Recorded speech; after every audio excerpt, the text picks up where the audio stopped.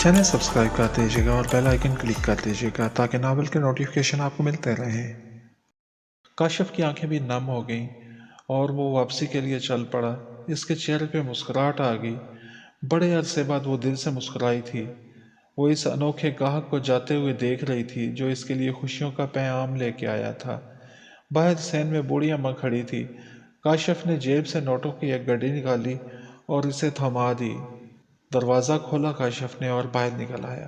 अब तुम्हारे बिना नहीं रह सकता, इस अजियत को मजीद बर्दाश्त नहीं कर सकता। मान जाओ, हम दोनों एक नई जिंदगी का आगाज करने वाले हैं, सब कुछ भूल के।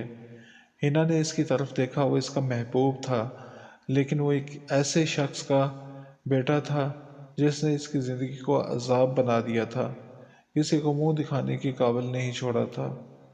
काशिफ, मैं मर भी जाऊं तो अब ये मुमकिन नहीं। इसके लहजे में गुस्सा था। हिना, ऐसे ना कहो, हम दोनों एक दूसरे को चाहते हैं, फिर ऐसा क्यों नहीं हो सकता? इसलिए कि मैं खुद ऐसा नहीं चाहती। किसी ऐसे शख्स की बहू नहीं बनना चाहती जिसने अपनी होने वाली बहू का अगवा करवाया हो और इसकी शादी का झूठा ड्रामा करवाया हो। क्या कह रही हो? इसकी बात सुन के वो चौंक उठा। हाँ, ऐसा ही है, यही सच है। झूठ कह रही हो तुम, पापा ऐसा नहीं कर सकते, वो जोर से बोला। उन्होंने ऐसे ही करवाया है। तुम नहीं मानोगे क्योंकि वो तुम्हारे पापा हैं। उन्हें ऐसा करवा के क्या मिलना था? मुझे उन पे पूरा यकीन है। उन पे है और मुझ पे नहीं है यकीन। हिना दुख भरी नज़रों से इसे देख रही थी। हाँ, मैंने ही इसे अगवा करवाया है। मिस्टर चौधरी अचानक सामने आ गए। इनकी बेखबरी में वो बातें सुन रहे थे। पापा आप? काशिफ सकते में आ गया। हाँ, मैंने ये सब इसलिए किया कि तुम बाज आ जाओ। ये लड़की हमारे ख़ानदान की बहू बनने के लायक नहीं है, वो ठहरे अंदाज में बोले। मुझे बहुत दुख हुआ कि आप भी एक रवायती बाप निकले, लेकिन ज़रूरी नहीं कि जैसा आप चाहते हैं वैसा हो। मैं हिना से शादी करूँगा, आप मुझे नहीं रोक सकते। काशिफ फैसला कुन अंदाज में बोला। मैं इसका किस्सा ही ख़त्म कर देता हूँ, ना ये होगी ना तुम शादी करोगे। मिस्टर चौधरी ने जेब से रिवॉल्वर निकाल लिया। इसका रुख हिना की तरफ था। उन्हें रोकने के लिए काशिफ आगे बढ़ा, रिवॉल्वर छीनने की कोशिश करने लगा। वो दोनों आपस में गुत्थम गुत्था हो गए। वो रिवॉल्वर हिना की तरफ करके गोली चलाना चाहते थे और काशिफ रिवॉल्वर छीन लेना चाहता था। इसी छीना झपटी में रिवॉल्वर से गोली चल गई। मिस्टर चौधरी अपना सीना थामे ज़मीन पे गिरते चले गए। इनके सीने से खून बह रहा था। काशिफ रिवॉल्वर हाथ में थामे परेशान खड़ा था। इतने में पुलिस वैन आ गई। उन्होंने काशिफ को पकड़ लिया। हिना की आंख खुल गई। वो पसीना पसीना हो रही थी। बहुत बुरा ख्वाब देखा था। ऐसा नहीं हो सकता। काशिफ को पता चला तो क्या होगा? इसके दिल में बाप की क्या इज्जत रह जाएगी? वो पहले ही परेशान है। मैं ऐसा नहीं होने दूंगी। मेरी किस्मत में जो था वो हो गया। अब किसी और को क्यों दुख दूं? दिल को समझा लूंगी कि प्यार मेरी किस्मत में नहीं है। प्यार के बिना भी तो जिंदगी गुजर जाती है। पापा तो हैं मेरे साथ। वो खुद को बहला रही थी। ख्वाब के असरात कम करने की कोशिश कर रही थी। ख्वाब के असरात कम करने की कोशिश कर रही थी। काफ़ी देर से काशिफ को नोट्स नहीं मिल रहे थे। अभी कल ही तो वो लेके आया था और आज मिल ही नहीं रहे थे। मामा घर पे नहीं थी। मेड ने शायद सफाई करते हुए कहीं रख दिए होंगे। इसे याद आया, कल वो पापा के कमरे में भी गया था, कहीं वहीं तो नहीं रख दी है। पापा के कमरे में आके वो देखने लगा। दीवार के साथ नस्ब बड़ी अलमारी में वो अपने कागजात और फाइल्स रखते थे। इसने अलमारी खोली। अलमारी में फाइल्स पड़ी थी। सारी फाइल्स देख ली, लेकिन इनमें नोट्स नहीं थे। दूसरा पट खोला तो इसमें कागजात थे। सारी अलमारी देख डाली, लेकिन नोट्स ना मिले। अलमारी बंद करने ही लगा था कि इसकी नज़र फाइल्स की साइड पे पड़े एक लिफाफे पे पड़ी। बेख्तियार इसने वो लिफाफा उठा लिया। इस पे एड्रेस इसी घर का था और लिफाफे नाम की जगह काशिफ लिखा था। मेरे लिए किसने खत भेजा और यहाँ क्यों पड़ा है? लिफाफा खुला हुआ था। इसने इसके अंदर से कागज़ निकाला। लेटर था। ये लेटर हिना का था। मैंने तुम्हें लेटर लिखा था, बताया था। हिना के अल्फाज इसके कानों में गूंजे। वो पढ़ने लगा। जैसे जैसे पढ़ रहा था इसके चेहरे की रंगत बदल रही थी। मेरे प्यारे काशिफ, बहुत कोशिश की, लेकिन वो लफ्ज़ ज़ुबान पे आ ही ना सके। चाह कर भी तुम्हें बता ना सकी, इसलिए ख़त लिखना पड़ा। काशिफ, हम हमेशा एक होने वाले हैं और मैं चाहती हूँ कि हमारा रिश्ता पूरी सच्चाई और ईमानदारी पे कायम हो। تم سے بچھڑ کے میں نے جانا کہ محبت میں جدائی نہ ہو تو ہم کبھی جان ہی نہیں پاتے کہ ہم کسی سے کتنی محبت کرتے ہیں۔ اس جدائی نے مجھے بتایا کہ تمہارے بنا میری زندگی کچھ بھی نہیں ہے۔ ہر لمحہ بس تم میرے دل و دماغ میں رہے۔ ایک سچ جو میں چاہ کر بھی تمہیں بتا نہ پائی، وہ بتانا چاہتی ہوں۔ اس سچ کو جان کے تمہیں بہت دکھ ہوگا۔ میں بھی کرب سے گزرتی رہی ہوں، ہر پل مرتی رہی ہوں، لیکن جو بھی ہوا شاید اسے ہونا ہی تھا، ہونے کو کوئی ٹال نہیں سکتا۔ میں تمہیں بتانا چاہتی تھی کہ میں تمہارے قابل نہیں رہی۔ وکی نے میرے ساتھ زبردستی کی، میں خود کو بچا نہیں پائی۔ کاشف، ہر لڑکی کا ارمان ہوتا ہے کہ اسے صرف اس کا محبوب ہی چھو سکے، اور میرا یہ ارمان مٹی میں مل گیا۔ میں بے مول ہو گئی، میرے سارے خواب ٹوٹ گئے۔ میرے ساتھ جو بھی ہوا اور جو بھی مزید ہوگا میں سہ لوں گی۔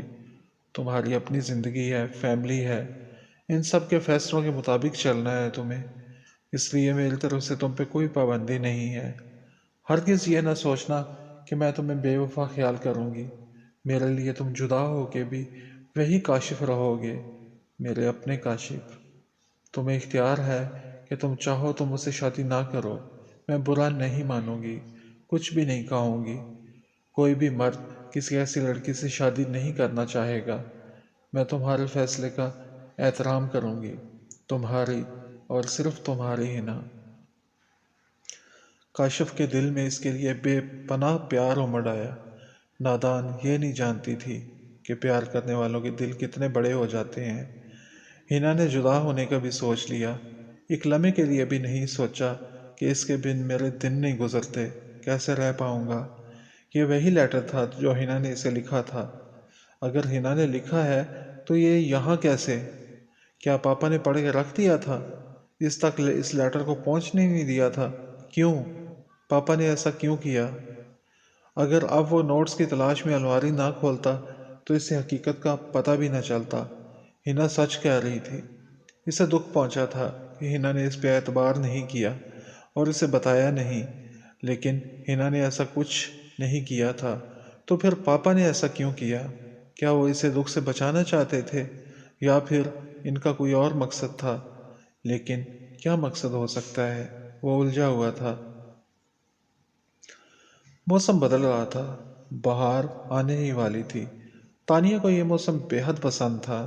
درختوں کی کونپلیں پھوٹنے لگتی، نئے پتے نکلتے، سبزہ ہی سبزہ ہر طرف بکھر جاتا، درخت اور گھاس سبز پوشاکیں اوڑھ لیتے، پھول ہی پھول ہر سو کھل جاتے۔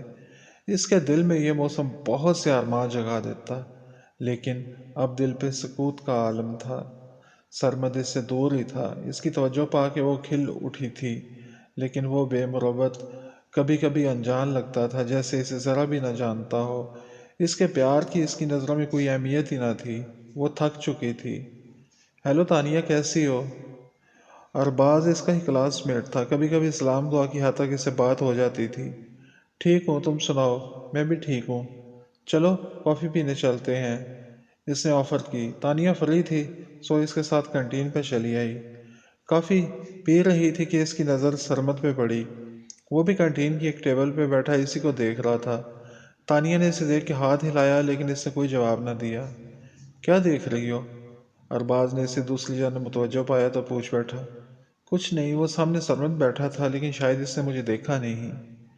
تانیہ، مجھے یہ بتاؤ کہ سرمد میں ایسا کیا ہے جو تم اس کے ساتھ ساتھ رہتی ہو؟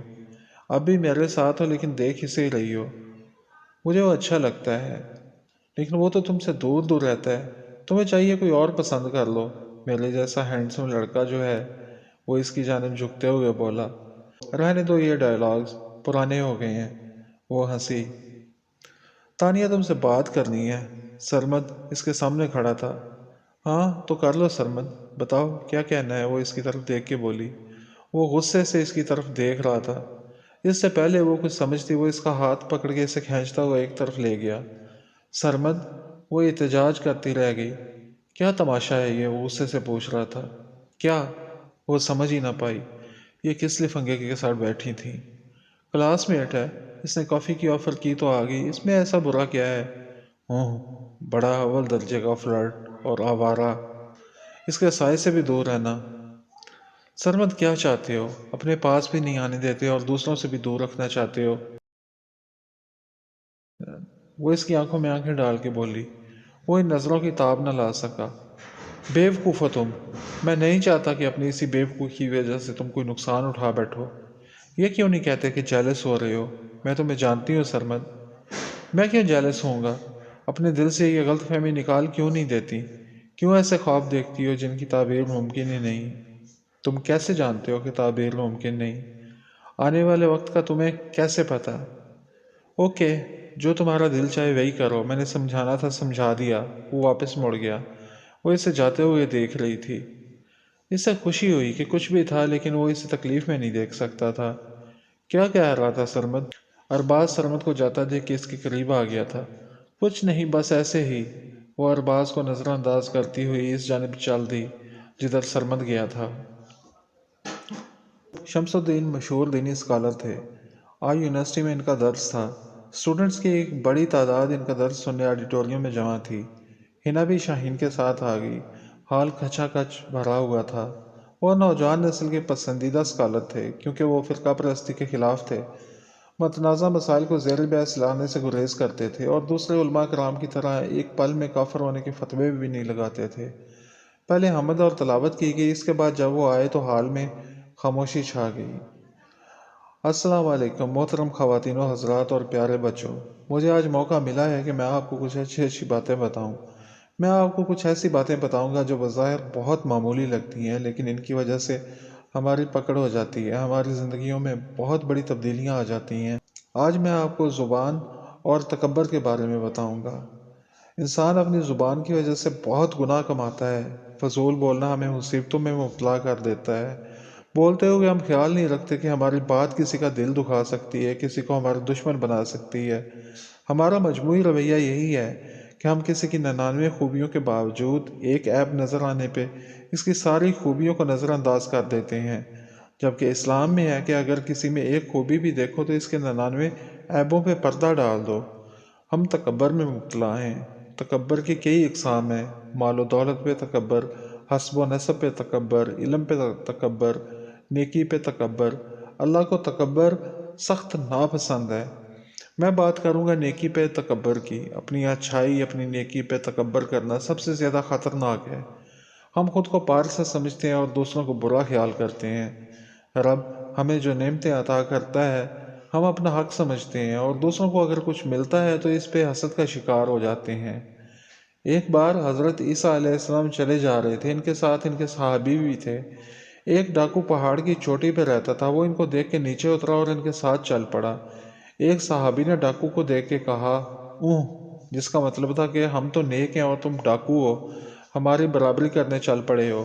اسی وقت جبرائیل حضرت عیسیٰ علیہ السلام کے پاس آئے اور کہنے لگے آپ کے پیچھے 2 آدمی چل رہے ہیں، ان میں ایک مجرم ہے، اسے کہیے کہ تم ایک نئی زندگی کی شروعات کرو، اللہ نے تمہارے سارے گناہ معاف کر دیے ہیں۔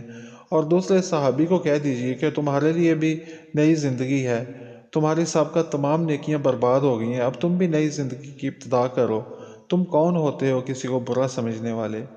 کسی برے انسان سے بھی نفرت نہ کرو، ظاہری حلیے پہ نہ جاؤ، باطن دیکھو، کیا پتہ اللہ کو کسی کی کیا ادا پسند آ جائے۔ آج کے دین داروں نے کتنے لوگوں کو نیکی کے تکبر کی وجہ سے بے دین بنا دیا ہے۔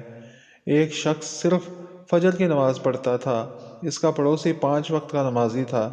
اس نے اس پہ طنز کیا کہ اسلام میں 5 نمازیں فرض ہیں، 5 پڑھنی چاہیے، تو 5 نمازیں پڑھا کرو، ایک پڑھنے کا کیا فائدہ؟ اس نے فجر کی نماز بھی پڑھنی چھوڑ دی۔ ہمارا رویہ لوگوں کو نیکی سے دور کر رہا ہے۔ کوئی تھوڑی بھی نیکی کرتا ہے تو اسے کرنے دو، اسے حقیر نہ جانو۔ بہت دل نشین انداز تھا ان کا، وہ کھو گئی۔ اچانک اس کے دماغ میں خیال آیا کہ وہ بھی تو یہی کچھ کر رہی تھی، خود کو پارسا سمجھتی تھی، دوسری لڑکیوں کو اچھا نہیں سمجھتی تھی، آج وہ ذلت اور رسوائی کی انتہاؤں کو چھو رہی تھی۔ شاید اسے غرور کی سزا ملی تھی، اتنی چاہت پا کہ وہ خود کو دوسروں سے برتر سمجھنے لگی تھی۔ اسے پتہ ہی نہیں چلا تھا کہ کس لمحے غرور نے اس کے دل میں جگہ بنا لی تھی۔ اب جب وہ آسمان سے زمین پہ گری تھی تو احساس ہو رہا تھا۔ خوشیاں اور غم انسان کے لیے آزمائشیں ہیں، اللہ اپنے بندوں کو آزماتا ہے کہ خوشیاں ملنے پہ ان پہ غرور آتا ہے یا نہیں، کیا وہ اسے یاد رکھتے ہیں یا نہیں، ملنے والی خوشیوں پہ اللہ کا شکر ادا کرتے ہیں یا ان خوشیوں کو اپنا کمال سمجھتے ہیں۔ تکبر اللہ تعالیٰ کو ناپسند ہے، شاید اسے اسی کی سزا ملی تھی۔ درس جاری تھا لیکن وہ اپنے خیالوں میں الجھی ہوئی تھی۔ میں رب سے معافی مانگ لوں گی، وہ غفور الرحیم ہے، مجھے ضرور معاف کر دے گا، سب کچھ چھوڑ دوں گی۔ اللہ جو بھی کرتا ہے بہتر کرتا ہے، اللہ کی رضا میں ہی راضی ہو جاؤں گی۔ جو کچھ ہوا اس میں میری بہتری ہی ہوگی۔ میں ایسے ہی شکوے کرتی رہی۔